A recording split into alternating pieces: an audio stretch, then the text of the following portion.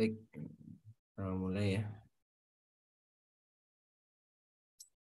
Bismillahirrahmanirrahim. Assalamualaikum warahmatullahi wabarakatuh.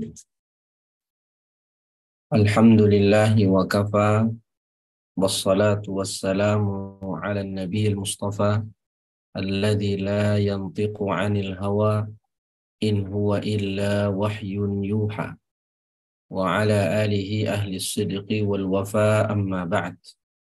فأسأل الله تعالى أن يمن لنا بعلم النافع والعمل الصالح، وأن يفقهنا في الدين، وأن يفتح لنا فتوح العارفين، وأن يرزقنا الإخلاص في الأقوال والأعمال، اللهم آمين. Para tulab wa talibat, a'azani Allah wa iyyakum. Alhamdulillah, pagi hari ini bisa kita lanjutkan dars kita membahas kitab Fathul Qarib Al-Mujib, Syarah Matan Ghayah wa Taqrib. Salawat dan salam senantiasa tercurahkan buat Nabi kita Muhammad sallallahu alaihi wasallam serta keluarga beliau, sahabat dan orang-orang yang mengikuti sunnah beliau hingga akhir zaman. Amin amin ya rabbal alamin. Para tulab wa talibat, a'azani Allah wa iyyakum, kita sudah sampai ke pembahasan pakaian, pembahasan al-libas. Faslun. Qala al-musannif rahimahullahu ta'ala wa nafa'ana bi'ulumihi fid dunya wal akhirah. Faslun fil libas. Wa yahrumu 'ala ar-rijali lubsul harir wa takhattum bidh-dhahab.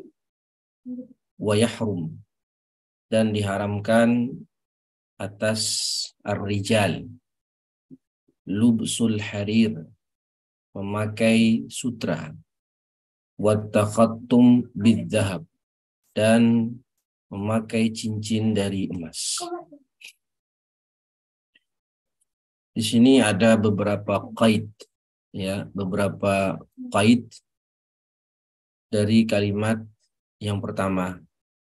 Yang pertama yaitu ar-rijal, wa yahrumu 'alal rijal. Ar-rijal akhrajan nisa was-sabi. Ya, ar-rijal di sini yang sudah mukallaf. Maka perempuan tidak termasuk dalam pembahasan ini. Taib. Kemudian lubsul harir, al-harir, maka akhraja ghairal harir walau kana aghla minal harir. Sutra, maka di luar sutra, yang bukan sutra itu tidak diharamkan untuk digunakan. Meskipun dia adalah sesuatu yang lebih mahal daripada sutra. Wa takhattum bidh-dhahab, dan memakai cincin dengan emas, maka di sini dikeluarkan akhraja ghairadz dhahab, seperti fiddah, besi, tembaga, dan yang lainnya. Wal qazzu fi halil ikhtiyar, dan al-qaz ini salah satu jenis sutra, dia termasuk sutra. Fi halil ikhtiyar, dalam keadaan biasa, maka dikeluarkan dari sini halat darurah dan juga halul hajah. Jika dalam keadaan darurat dibutuhkan untuk menggunakan sutra atau menggunakan emas, maka itu diizinkan. Ya, atau dalam keadaan hajat, maka itu diizinkan. Yang dilarang adalah dalam keadaan ikhtiar, dalam keadaan normal, bukan dalam keadaan darurat atau dalam keadaan hajat. Wa kadza yahrumu isti'malu ma dzukir ala jihati iftirash.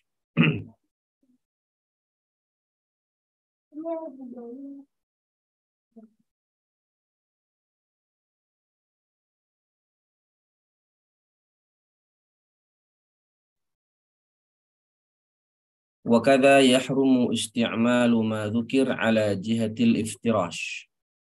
Tadi dikatakan lubsul harir, haram lubsul harir. Apakah lubs itu menjadi qaid? Ternyata tidak. Ya, dijelaskan oleh beliau di paragraf di baris kedua itu, dan diharamkan juga penggunaan apapun. Ya, diharamkan juga menggunakan apa saja yang disebutkan di atas ala jihatil iftirash. Ya, wa ghairi dzalika min wujuhil isti'malat. Maaf Ustadz, apa artinya iftirash secara harfiah? Permisi.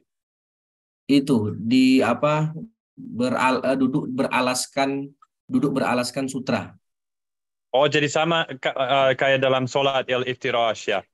Ya, enggak duduk beralaskan sutra. Beralaskan, jadi kalau dipakai maksudnya sebagai spray atau Nah, ya atau oh, jadi tikar, ya. sofa. Oh, Iya. baik. Ah, ah. Jadi Jazakumullah. wa iyyakum.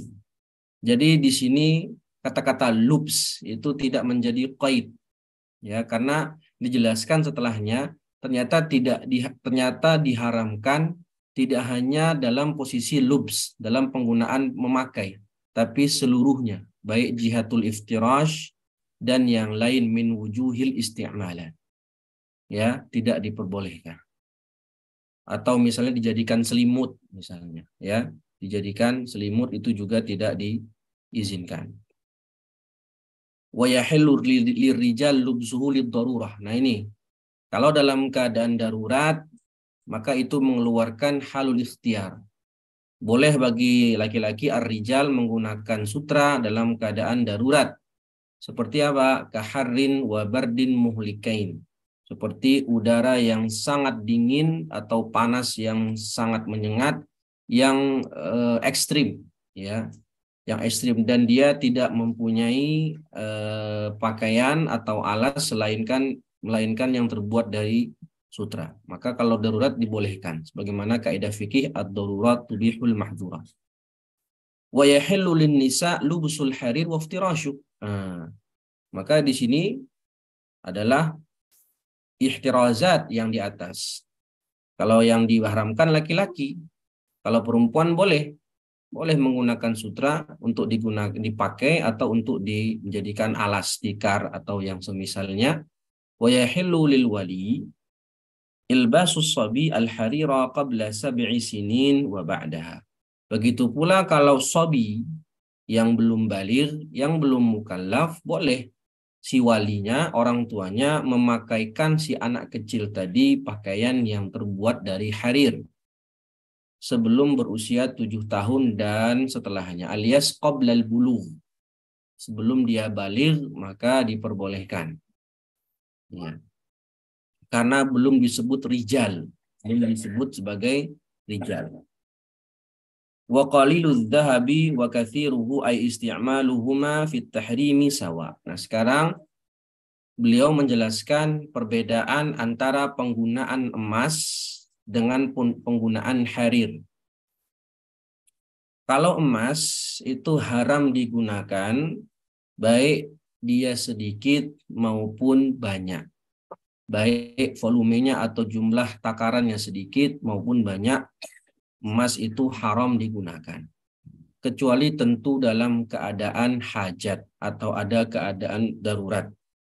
Dan dikisahkan ada sahabat namanya Urfujah atau siapa lupa gitu. Dia hidungnya itu kan tertebas pedang sehingga hilang setengah hidungnya, dan dia menggunakan hidung pengganti yang terbuat dari perak. Akan tetapi itu membuat baunya tidak sedap, ya, bau tidak enak baunya, maka Nabi menyuruhnya menggunakan hidung yang terbuat dari emas. Ya, jadi di sini kita dapati hukum kalau dalam keadaan hajat, apalagi dalam keadaan darurat, butuh menggunakan sesuatu terbuat dari emas seperti di tubuh, di hidung atau di gigi, ya, semisalnya, karena memang ada kebutuhan, maka diperbolehkan. Tapi hukum asalnya penggunaan emas takhattum bidzahab itu baik sedikit maupun banyak diharamkan. Itu kalau emas. Jadi agak ketat kalau emas ini. Nah, yang agak sedikit longgar itu kalau dia sutra, penggunaan sutra. Wa idza kana ba'du tsaubi ibresaman. Ibresam juga naun minal harir. Ay hariran wa ba'duhu al-akhar qutnan aw kattanan masalan. Kalau pakaian tadi itu terbuat dari dua unsur. Yang satu ada unsur harirnya, yang satu ada unsur selain harir. Seperti katun atau katan dan yang semisalnya. Maka hukumnya apa? Menggunakannya jaza lirrijal. Jaza lirrajul. Lubsuhu ma lam yakun ibresam ghaliban ala ghairihi. Asalkan jumlah volume harirnya, sutranya itu tidak lebih banyak daripada yang selain harir, maka itu hukumnya diperbolehkan. Jadi kalau sutranya itu 70%, katunnya 30%, maka ini pakaian haram digunakan. Kenapa? Karena yang lebih dominan adalah harirnya, ebresam. Berarti fa in kana ghairul ibresam ghaliban, kalau sebaliknya yang selain sutra itu lebih mendominasi, maka halal, boleh untuk digunakan. Wa kadza in istawaya fil asah.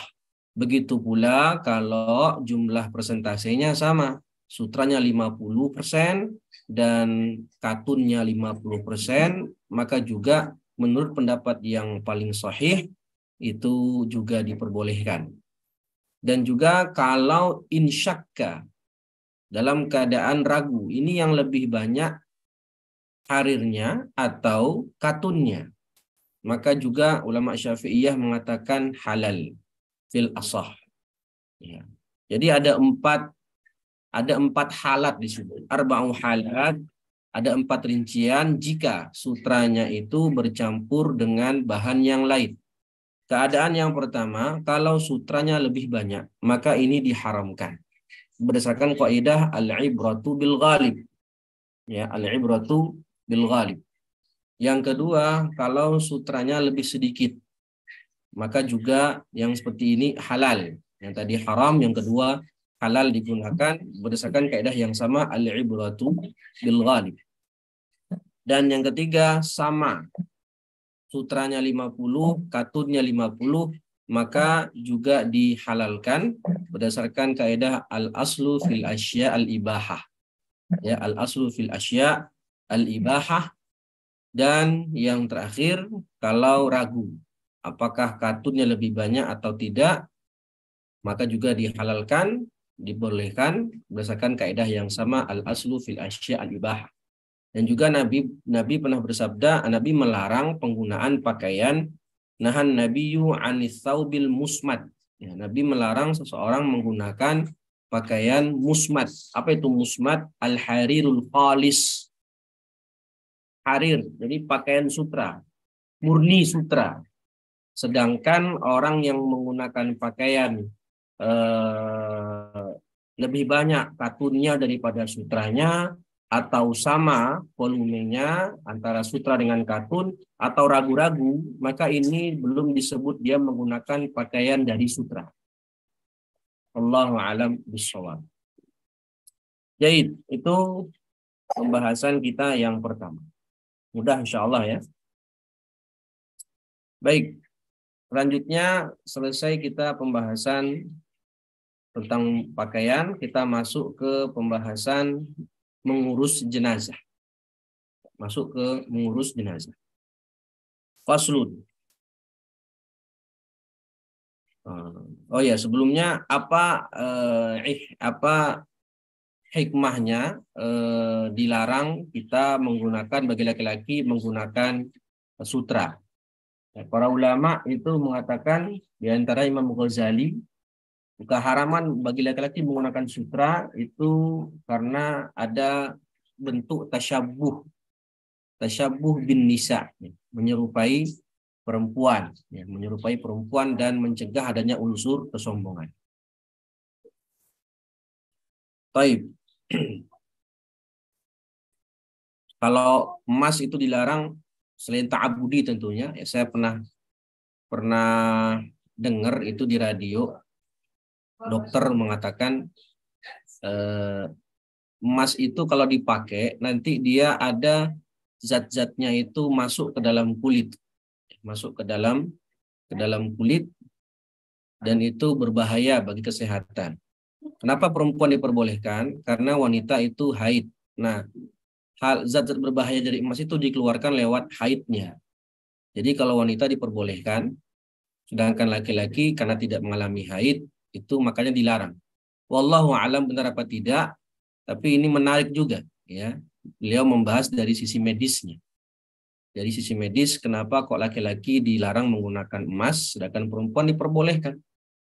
Ya, kalaupun ini benar, ya Masya Allah. Berarti ini sedekah Rasulullah, salah satu mukjizat dari Nabi kita Shallallahu Alaihi Wasallam yang baru diketahui saat ini.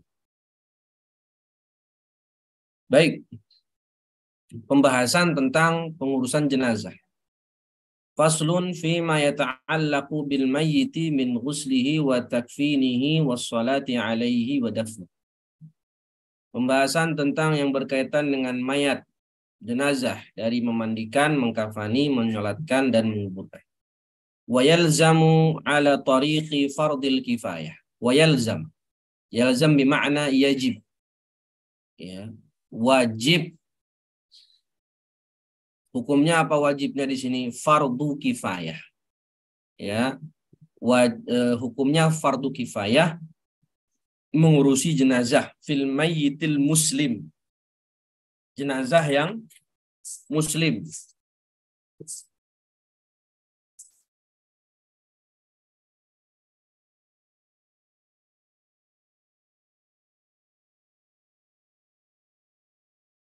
Maka kata-kata muslim di sini akhraja ghairal muslim, mengeluarkan kafir.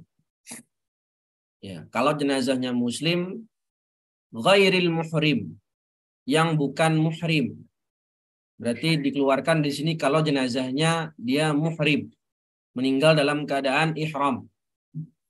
Wasyahid, dan juga ghaira asyahid, selain orang yang mati syahid. Maka kalau orang yang mati syahid itu lain lagi tuh cara pengurusan jenazah.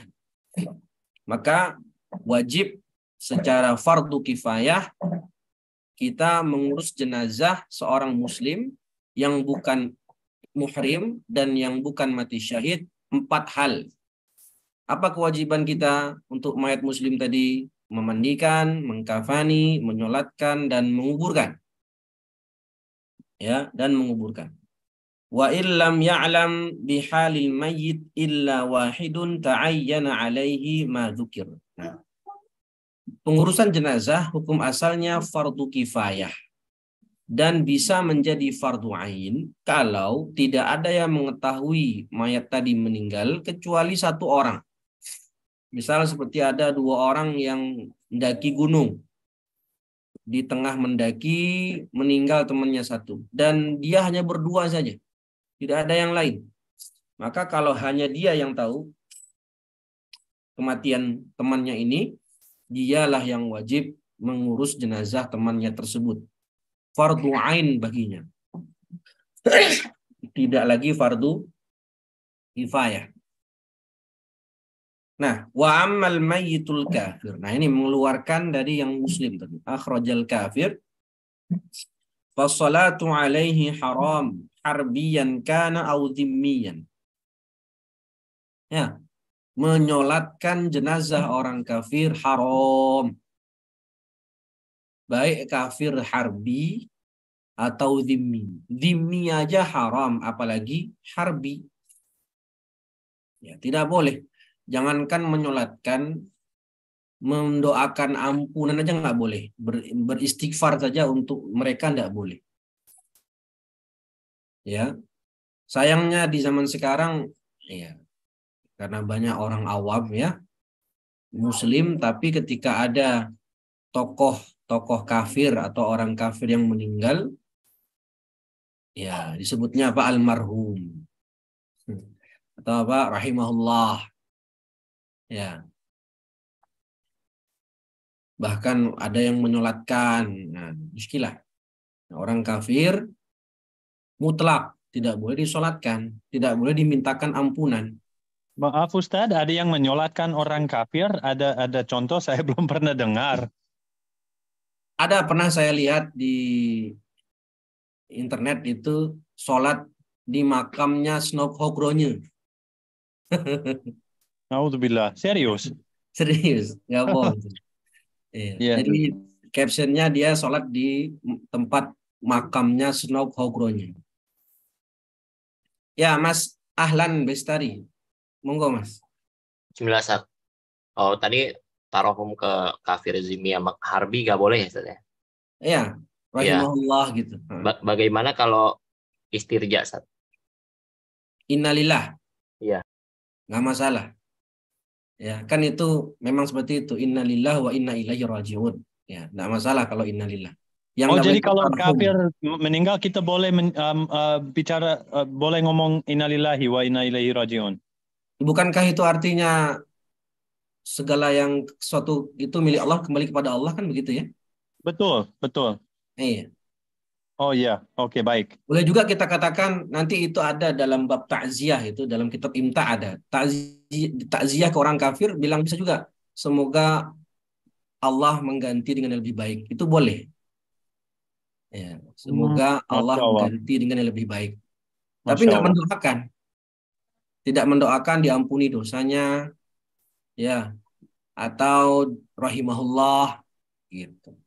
Tapi kita Atau boleh nggak punya harapan bahwa seseorang itu sebelum meninggal masuk Islam?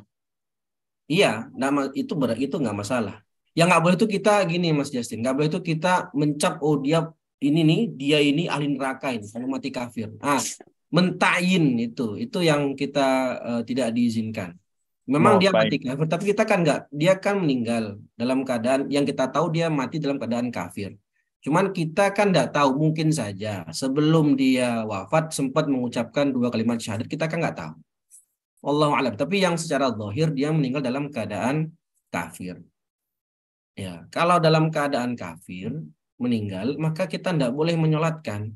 Baik kafir yang maksum dam, yang darahnya terjaga, seperti kafir dhimmi, maupun kafir harbi. Gitu.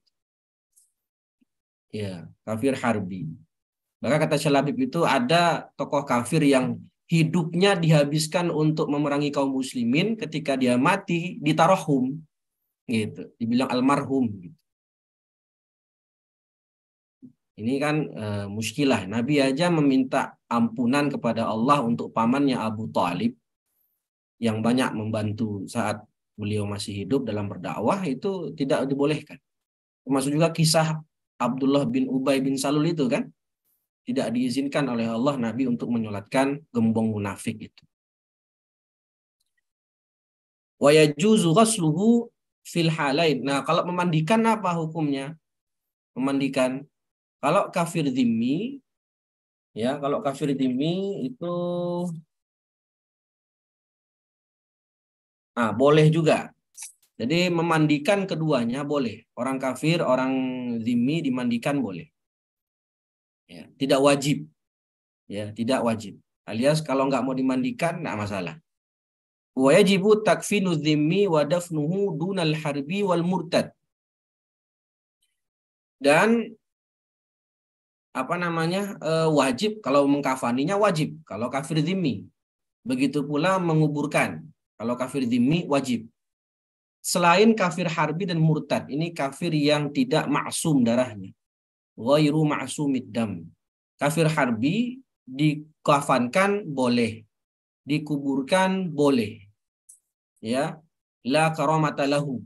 Ya, la karamata lahu. Sedangkan kafir harbi, kafir dhimmi wajib dikafankan dan wajib dikuburkan. Jadi lebih parah kafir harbi. Semuanya boleh, tidak wajib. Ya, dan haram disolatkan. Wa amal muhrim idza kuffin fala yustaru ra'suhu wala wajhul muhrimah. Kalau dia meninggal dalam keadaan ihram, maka kita wajib mengkafani Sebagaimana yang 4 di atas, memandikan, mengkafani, menyolatkan, dan menguburkan. Cuman bedanya, kalau dia meninggal dalam keadaan muhrim, ihram, dikafankannya, kalau jenazah laki-laki, kita tidak menutup kepalanya. Biarkan kepalanya terbuka, dan kalau perempuan, biarkan wajahnya terbuka. Karena nanti dia di hari kiamat, kata Nabi, apa di sini bunyi hadisnya,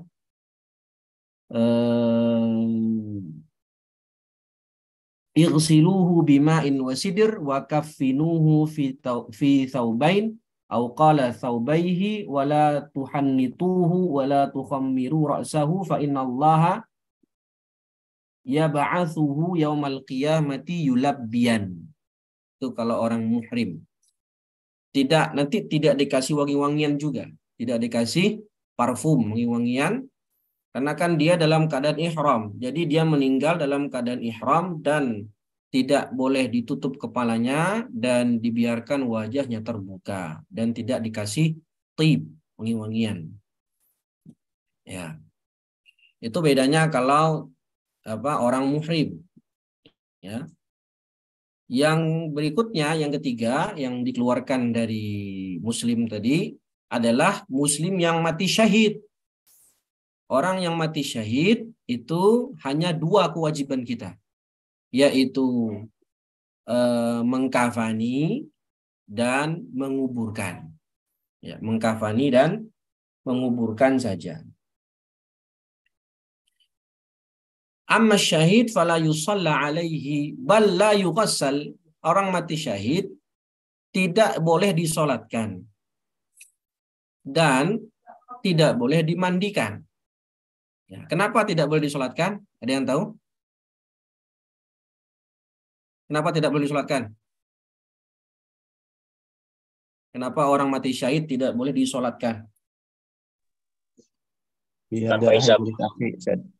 Apa? Biar darahnya jadi saksi. Enggak, itu kalau dimandikan. Kalau Dari dimandikan, sholat. ya itu Tapi kalau karena masih itu tidak dimandikan, karena apa? Karena nanti dia darah ketika dibangkitkan pada hari kiamat, darahnya itu mengucur dan baunya bau kesturi sebagai saksi di hadapan Allah Azza wa Jalla. Enggak, kalau enggak disolatkan kenapa? Kok enggak disolatin? Tanpa hisab. Hah? Dia masuk surga tanpa hisab. Iya, apa fungsinya sholat jenazah? Mendoakan. Nah, orang mati syahid justru dia nanti akan memberikan kita syafaat. Kan kita sholat jenazah itu kan memberikan syafaat bagi dia untuk diampuni dosanya dan seterusnya. Orang yang mati syahid justru nanti dia yang bisa memberikan syafaat kepada kita, kepada orang lain. Sehingga dia tidak butuh untuk disolatkan. Ya, tidak butuh disolatkan. Maka dia hanya 2 saja kewajiban kita. Mengkafani, dan kafannya apa? Kafannya adalah kafan yang baju yang dia pakai saat berperang. Ya. Dan dikuburkan. Kama dzakarahul musannif biqaulihi wathnan la yughassalan wa la yusalla alaihim. Dan 2 jenis orang yang tidak disolatkan dan tidak dimandikan. Apa makna syahid? Ya. Syahid yang ada 2 orang yang tidak disolatkan dan tidak dimandikan. Yang pertama syahid. Apa syahid yang dimaksud di sini? Asy-syahidu fi ma'rakatil musyrikin. Lihat di situ. Asy-syahidu fi ma'rakatil musyrikin. Wa huwa man mata fi qitalil kuffar bisababih.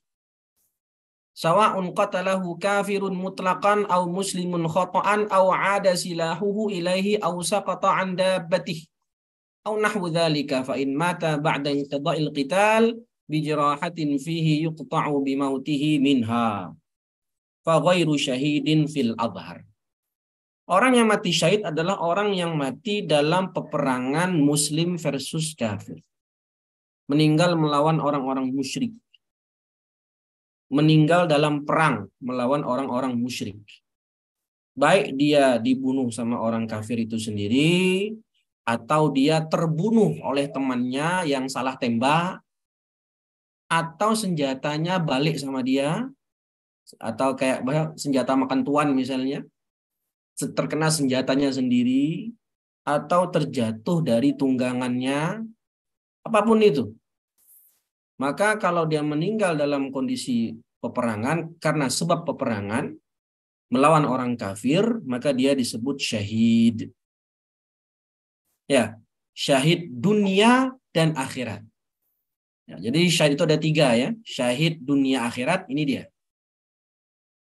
Maka jenazahnya diurus sebagaimana yang disebutkan tadi, tidak disolatkan dan tidak dimandikan. Ada juga syahid jenis kedua, yaitu syahid dunia saja. Syahid dunia dunal akhirah. Ya, dia bagaimana mengurus jenazahnya? Ya seperti orang syahid. Siapa itu syahid dunia? Orang yang berperang melawan orang kufar, tapi niatnya untuk mendapatkan ghanimah atau mendapatkan julukan sebagai pahlawan atau mengincar kedudukan. Alias tidak i'la'i kalimatillah. Maka dia disebut syahid dunia. Dan diurus jenazahnya sebagaimana syahid dunia akhirat. Tidak dimandikan dan tidak disolatkan. Nah yang ketiga syahid akhirat saja. Dia mendapatkan pahala syahid akhirat. Siapa dia? Ya orang yang mati tenggelam. Orang yang mati terbakar. Orang yang tertimpa bangunan. Ya. Melahirkan. Tapi orang tersebut itu dimandikan ya, dimandikan di kafani ya. Karena dia syahidnya akhirat, tidak syahid dunia.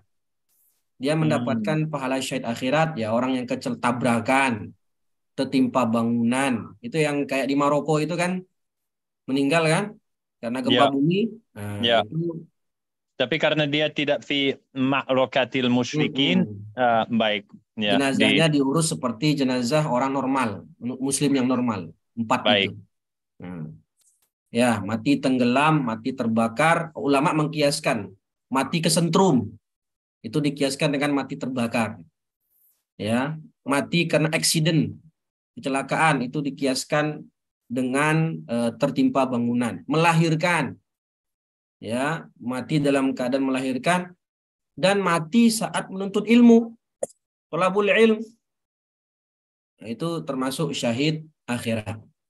Nah, yang syahid akhirat saja dia diurus seperti muslim yang biasa. Kalau syahid dunia akhirat dan syahid dunia saja itu urusnya dengan cara orang mati syahid biasa, tidak disolatkan dan tidak dimandikan. Oke, maka kalau dia mati, dia terluka di medan perang, lukanya cukup serius, tapi dia tidak mati di medan perang. Kemudian dibawa ke rumah sakit dan di rumah sakit dia bertahan 3 hari misalnya. Setelah itu wafat. Wafat karena luka dalam perang. Apakah disebut mati syahid? Maka kata Syekh di sini faghairu syahid fil adhar. Maka bukan disebut orang mati syahid. Sehingga jenazahnya tetap kita mandikan, solatkan, kafani dan kuburkan. Wa kadza law mata fi qitalil bughah aw mata fi qitalil kuffar la bisababil qital. Atau orang meninggal lawan memberontak, muslim versus muslim. Muslim fi'atun baghiyah melawan muslim fi'atun adilah. Muslim adil melawan muslim pemberontak. Meninggal di situ. Apakah disebut mati syahid? Tidak. Karena kategori mati syahid itu kalau berperang melawan kufar. Melawan orang kafir. Ya. Sebagaimana kalau sekarang mungkin ya yang terjadi di Palestina. Melawan Israel. Berperang melawan Israel meninggal. Kena tembak. Atau kena bom. Maka dia disebut mati syahid. Tapi Ustadz, maaf. Ya. Jadi pemerintah selalu punya kepentingan untuk mengatakan bahwa yang berjuang di pihaknya itu adalah syahid ya.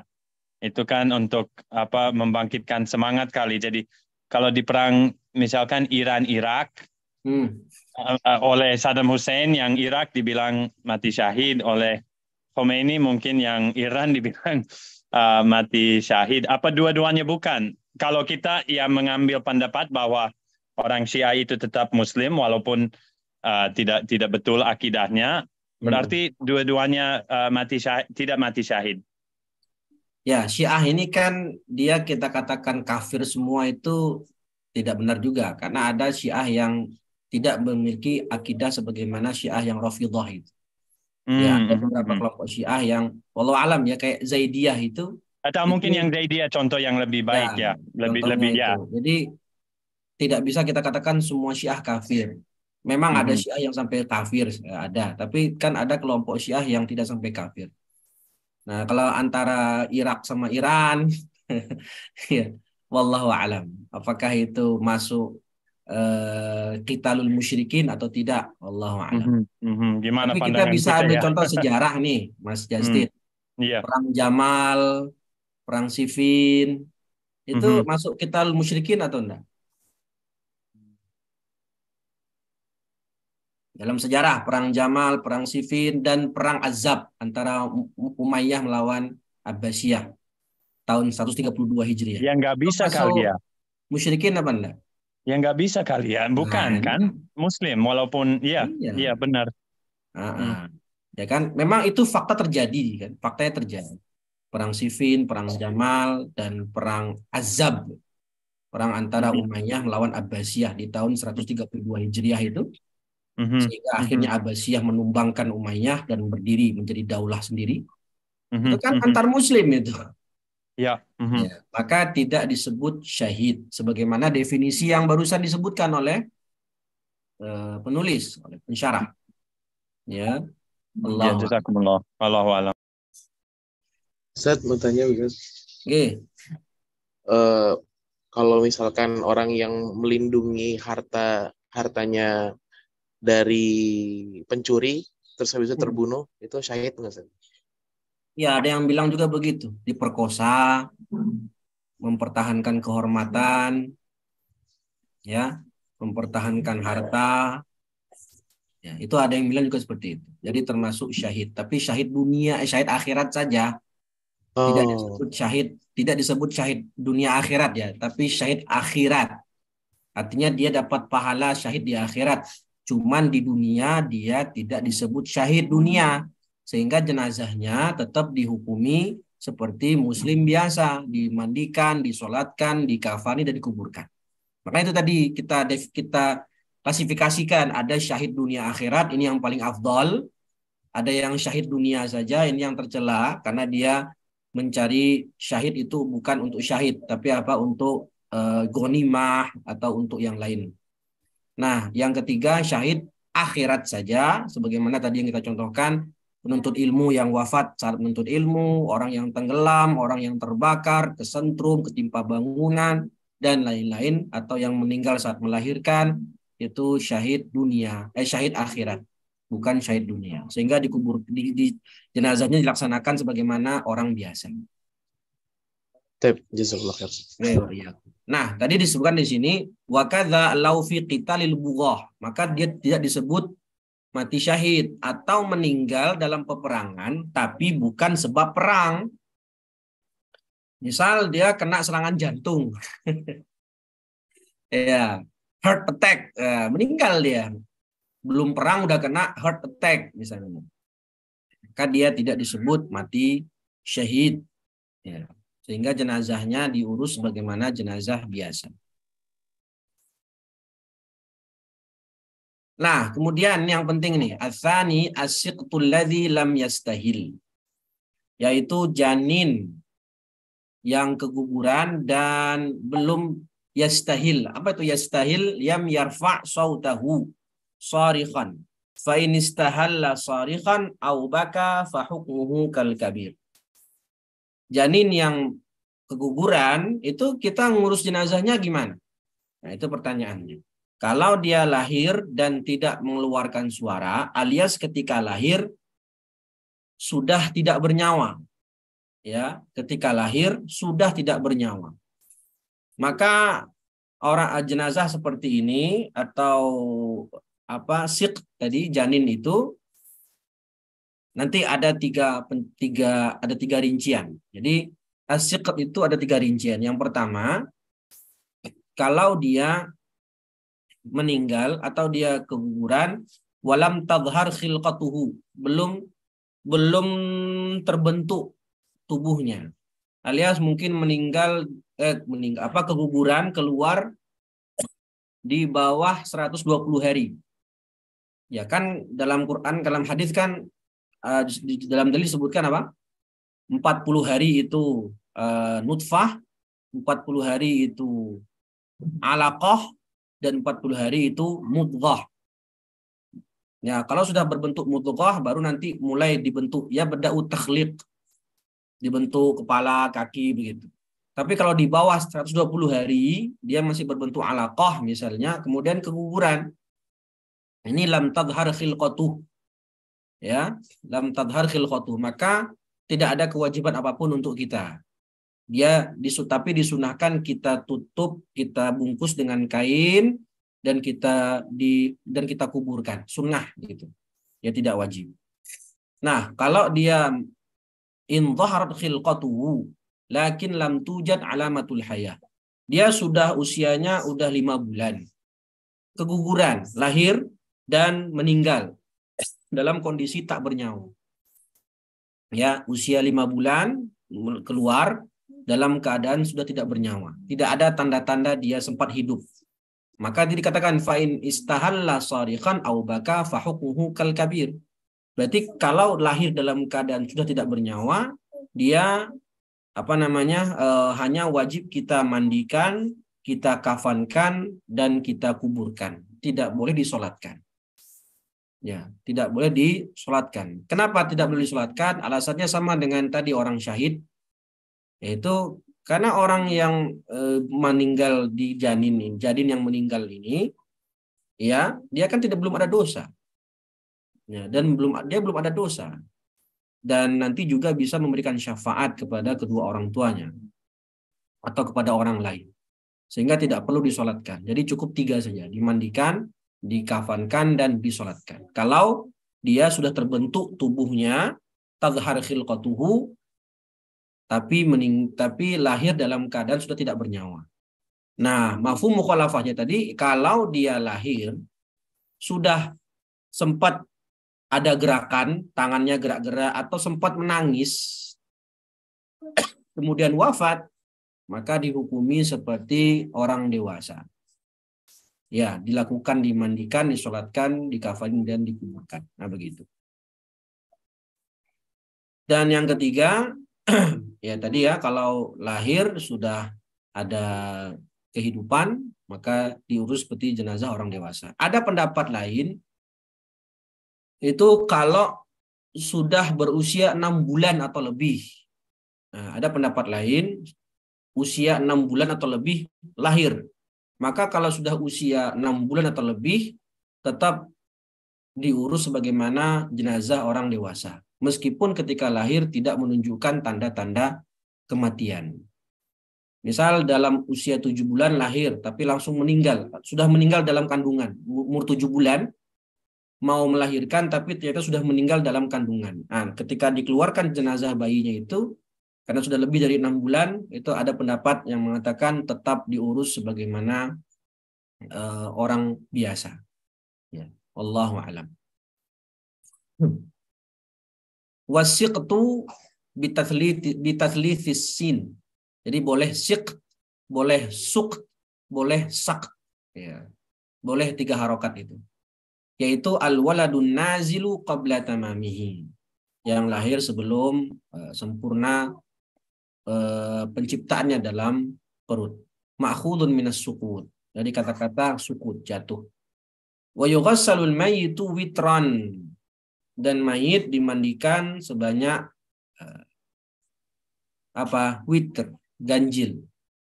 Ya, ganjil. Minimal 1 kali, boleh 3 kali, dan boleh 5 kali, boleh 7 kali, dan seterusnya. Au aktsar.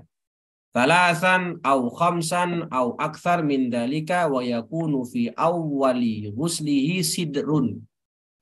Ya, atau boleh diganti sabun. Ya, daun bidara atau boleh diganti dengan sabun yang bisa membuat busa. Yusannu an yasta'inal ghasilu fil ghaslatil ula min ghaslatil mayyiti bisidrin au khitmi.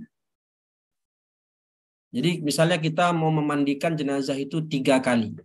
3 kali ghaslah, 3 kali siraman. Maka siraman yang pertama itu airnya dicampurkan dengan sidr, bidara atau khitmi, dorbun min nabat yughassalu bihi, atau sabun. Untuk kita ambil ember kemudian kita bikin berbusa. Ya, kemudian baru dimandikan. Kita cuci kepalanya, rambutnya, kemudian nanti baru ke tubuh sisi kanannya bagian depan, kemudian sisi kiri bagian depan, setelah itu sisi kanan bagian belakang, dan sisi kiri bagian belakang. Dari pundak sampai kaki. Gitu. Setelah itu, wa yakunu fi akhirihi ay fi akhiri ghuslil mayyit ghairul muhrim syai'un qalilun min kafur bihaitsu la yughayyirul ma'. Nanti di basuhan terakhir itu air bercampur kafur atau kapur barus atau kamper biar wangi. Ya, biar wangi. Jadi di basuhan pertama pakai sidr. Ya, bagusnya pakai sidr. Bagaimana Nabi sabdakan apa? Ighsiluhu bima'in wa sidr.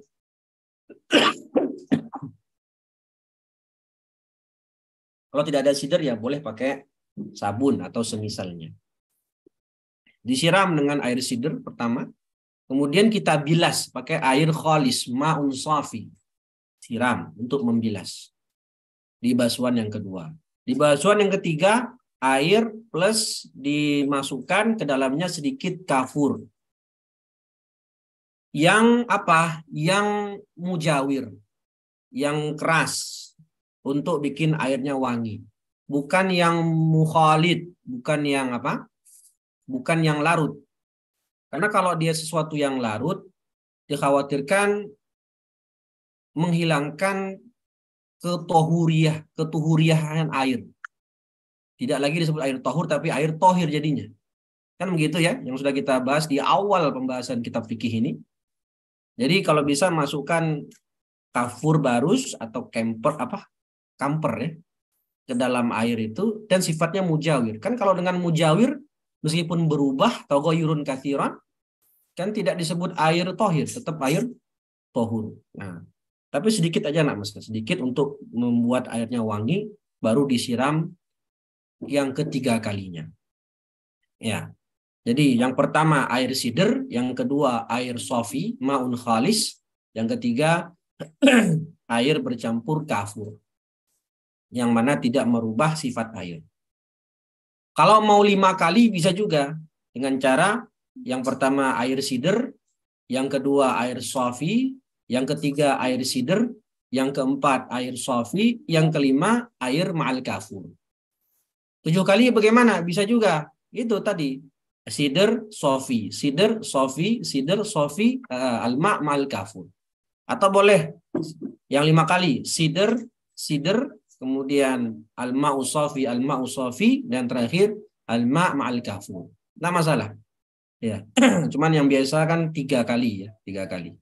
Wa'lam anna aqalla ghuslil mayyit ta'mimu badanihi bil ma' marratan wahidah. Wa amma akmaluhu famadhkurun fil mabsutah. Memandikan itu minimal wajibnya adalah sekali. Ta'mimul badan bil ma'. Ya, ta'mim jami'il badan bil ma'. Mengalirkan air ke seluruh tubuh. Marratan wahidah. Ya, marratan wahidah. Wa amma akmaluhu itu ada di pembahasan kitab-kitab yang lebih tebal. Nah, sekarang saya mau tanya, kalau ada jenazah mati tenggelam, apakah tetap wajib dimandikan? Kan dia sudah kena air tuh semua tubuhnya. Mati tenggelam. Apakah wajib juga kita memandikan jenazah tadi atau tidak? Tetap wajib, Ustaz. Tetap wajib. Kok bisa? Iya. Itu kan kategori syahid apa tadi di akhirat ya, sama dengan terbakar. Ya, kan dikatakan di sini minimal memandikan itu ta'mimu badanihi bil ma'. Dia kan sudah ta'mim itu. Karena air semua tubuhnya di lautnya. Mati di sungai. Belum niat. Apakah kita wajib memandikannya lagi? Padahal sudah terpenuhi nih ta'mimu badanihi bil ma', marratan wahidah. Sudah terpenuhi. Karena dia mati tenggelam. Apakah tetap kita mandikan?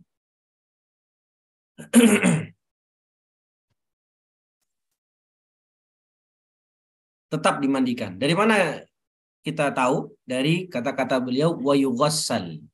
Kata-kata beliau wa yughassal. Kata-kata yughassal berarti harus ada fi'lul fa'il, harus ada perbuatan. Jadi memang harus ada perbuatan kita yang memandikan. Jadi nggak cukup dia hanya mati tenggelam kemudian langsung dikafani saja. Enggak. Karena di situ ada kata-kata yughassal, memang memandikan itu harus ada perbuatan orang dulu. Sehingga kalau orang yang mati tenggelam meskipun tubuhnya sudah semua kena air, ta'mimu badanihi bil ma', maka tetap wajib dimandikan karena itu belum disebut mandi, belum. Ya. Kan yang diwajibkan memandikan. Nah, kalau cuma tenggelam kena air itu belum disebut memandikan. Sehingga tetap wajib kita mandikan.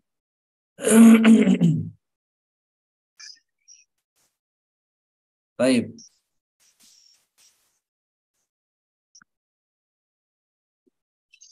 Wa yukaffanu al-mayyitu dzakaran kana aw untha balighan kana aw la fi thalathati athwab bidin wa takunu kulluha lafaif mutasawiyah tulan wa 'ardan ta'khudhu kullu wahidatin minha jami'al badan laisa fiha qamisun wala imamah wa in kuffina adh-dhakaru fi khamsatin fahiya thalathatu al-madhkuratu wa qamisun wa imamah awil mar'atu fi khamsatin fahiya izarun wa khimarun wa qamisun wa lifafatan.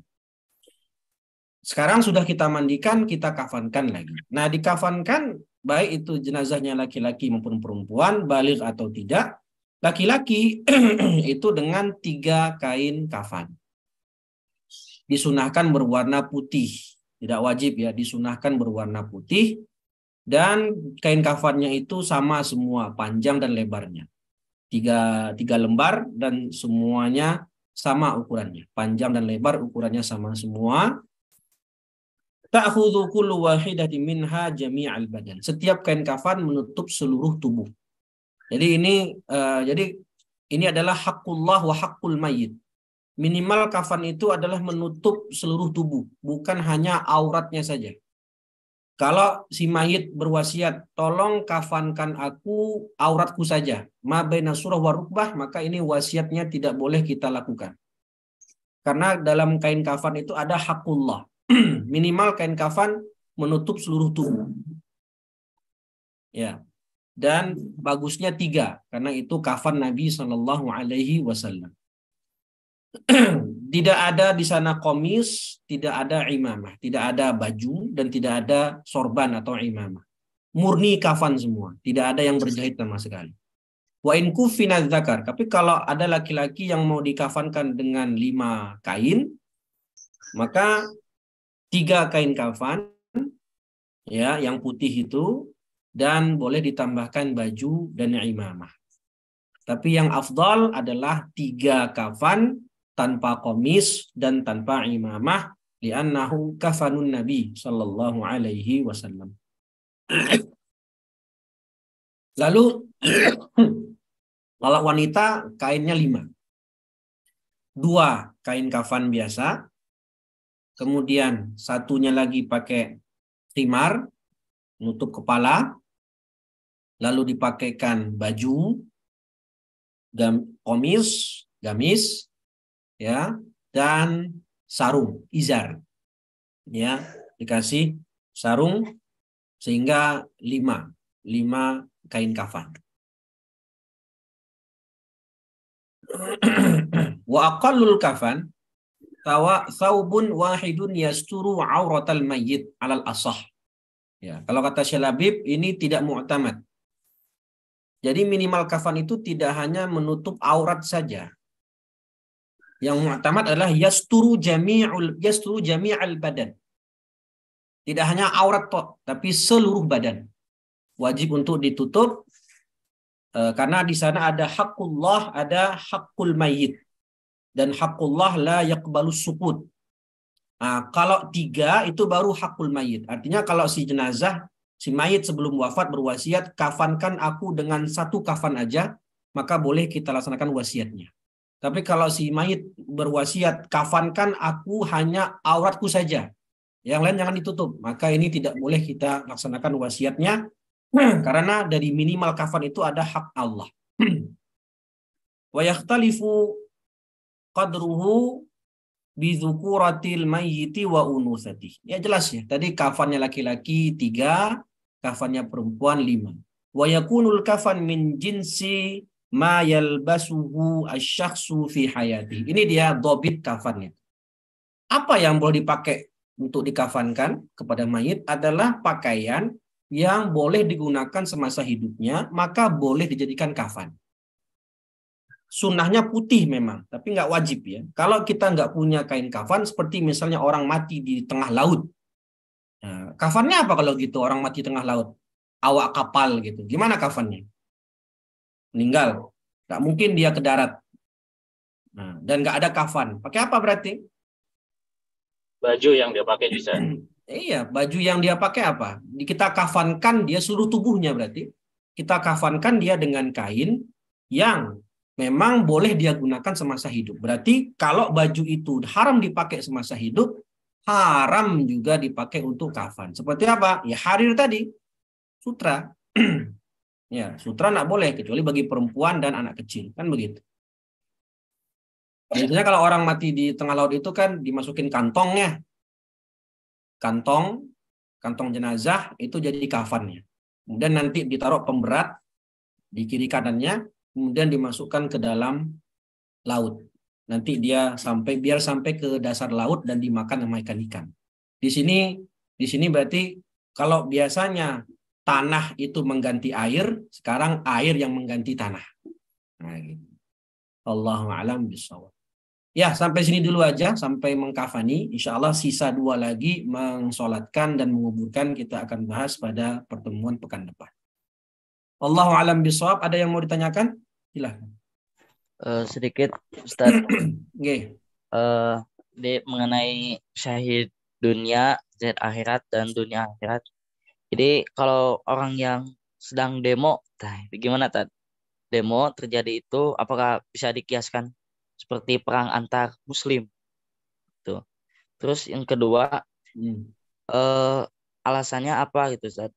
Yang syahid akhirat atau dunia saja itu tidak disolati. Gitu, ya, itu tadi sudah kita sebut.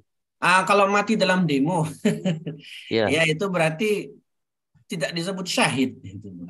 Ya, tidak disebut syahid. Apakah syahid dunia? Demo itu bisa nggak dikiaskan dengan perang? Demo bisa nggak dikiaskan? Demo kan menuntut hak ya, kemudian nanti chaos. Kan mereka tidak niat perang ya, tapi terjadi kerusuhan misalnya. Jadi apa? Kerusuhan. Allah alam ya, saya tidak tahu itu apakah bisa dikiaskan kerusuhan kayak 98 itu dikiaskan dengan perang. Apakah sama? Allah alam. Ya, dalam peristiwa perang Azab itu misalnya ya, Bani Umayyah versus Bani Abbasiyah, itu perang itu. Bertempur 2 pasukan. Jadi tentara. Kalau demo enggak berarti itu. Demo karena bukan tentara. Demo bukan tentara. Dalam perang Azab itu tentara Abbasiyah versus tentara Bani Umayyah. Kalau ini ada polisi dan berontak gitu. Ada ya? Polisi tentara dan mahasiswa tentara bukan? Kan yang demo mahasiswa atau rakyat sipil. Kemudian terjadi apa? Chaos misalnya. Ada yang mati. Ya, Allah alam itu menurut saya bukan termasuk mati syahid dunia bahkan. Ya. Saya Ustaz. Itu wajib disolat ya, Tad? Iya, mati, bahkan yang mati syahid dunia, ya kalau mati syahid dunia itu tidak disolatkan, syahid dunia. Tapi kalau syahid akhirat saja itu wajib disolatkan dan seterusnya. Ya, jadi korban yang tewas dalam peperangan Azab, contohnya, maka dia disebut syahid, tidak disebut syahid bahkan. Wajib dimandikan, disolatkan, dikafannya, dikuburkan. Ya, Mi. Ini alasan tidak disolati kenapa? Kan sama-sama syahid gitu. Karena Orang yang mati syahid mana? Mati syahid apa? Ya syahid akhirat atau dunia saja. Kenapa tidak disolati? Kan sama-sama syahid. Iya, dia syahid di sini, dia dapat pahala syahid akhirat. Tidak dikatakan syahid dunia. Yang tidak disolati itu kalau syahid dunia.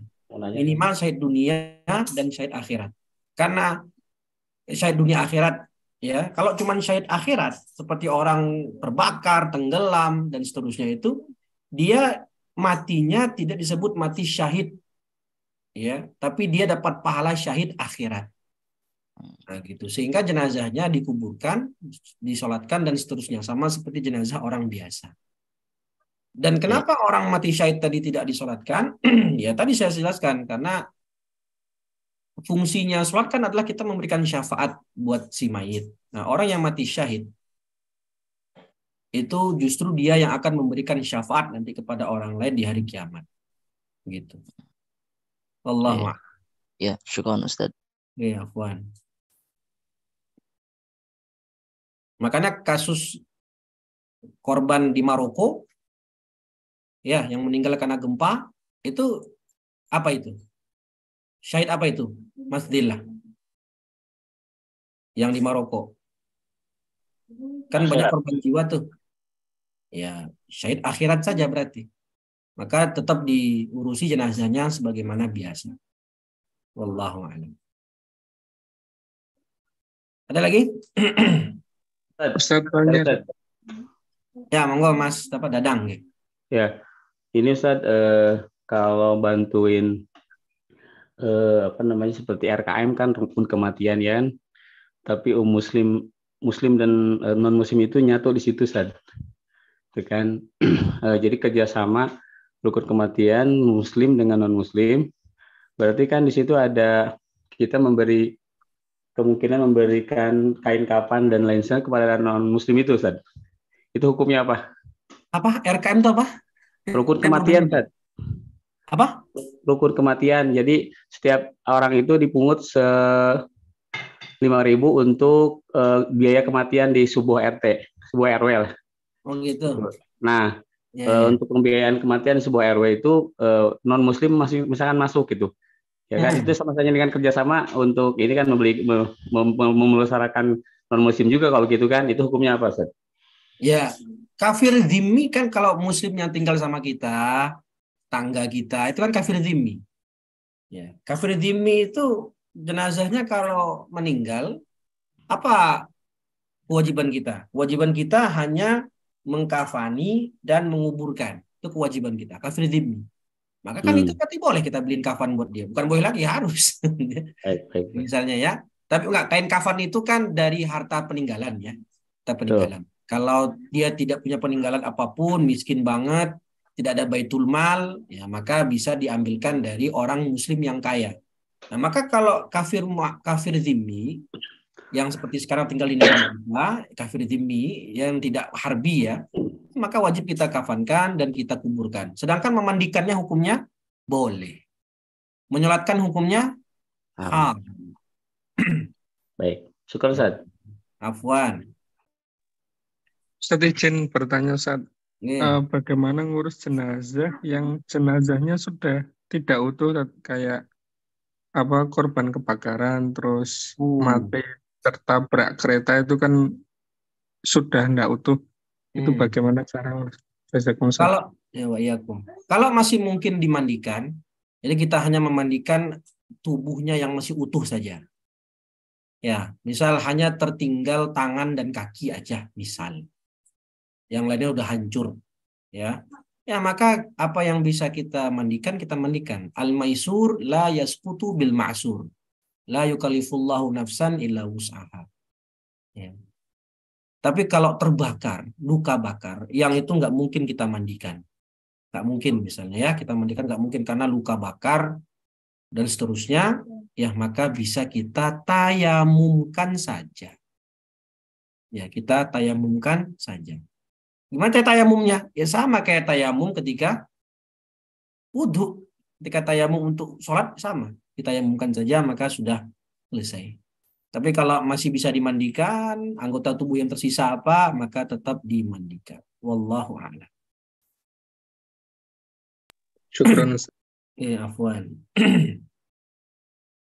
Sebenarnya memandikan itu banyak ya, tidak hanya memandikan, tapi ada tahapnya. Pertama nanti kita baringkan dulu, kemudian kita keluarkan isi perutnya, habis itu kita bersihkan, kita wudhukan, baru dimandikan. Nah, ada itu. Kemudian juga tahap, ada juga dalam kitab Al-Imta ada itu. Monggo dibaca sendiri nanti dalam Al-Imta. Nanti ketika sakaratul maut itu sunahnya ngapain kita? Ada sunahnya mentalkinkan, bahkan nanti ada membaca surat Yasin dan seterusnya. Itu ada dalam kitab Al-Imta. Ya. Tapi di sini kan karena dia mukhtasar hanya menjelaskan poin-poin intinya saja. Begitu? Saya rasa cukup. Ya, nanti saya akan kirimkan tabel khulasah jenazah muslim apa saja, syahid apa saja, bunuh apa saja, nanti akan saya kirim ke via grup insyaallah. Cukup begitu ya. Kita tutup dengan bacaan hamdalah dan doa kafaratul majlis. Alhamdulillahirabbil alamin.